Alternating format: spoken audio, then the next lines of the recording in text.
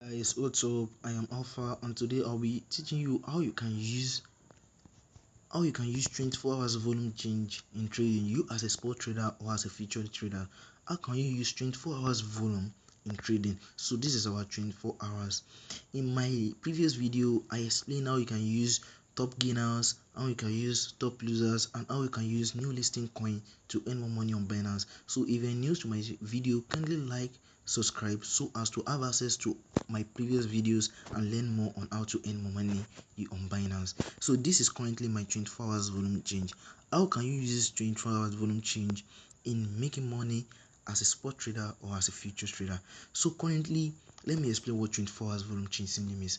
24 hours volume change is just the amount of change in a day. 24 hours is approximately a day, so it's just the amount of volume in a day in which people, that is buyer or seller, are currently trading at a particular coin.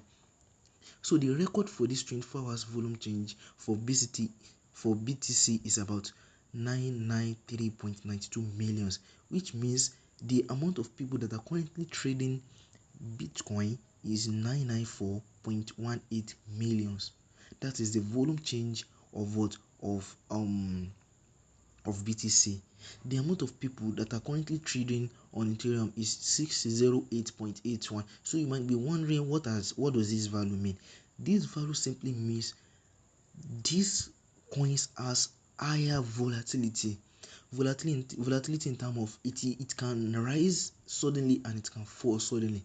So this coin simply means they are giving you high percentage or high chances of being trading them by looking forward to either they are rising or either they are falling. So if you are enjoying my video, kindly like, subscribe and share my video so as to gain more access to my video. And if you are new to my channel, please make sure you watch how you can make more money using the top gainers, the top losers, and the new listing coin on Binance. How you can use them in making money and enjoy.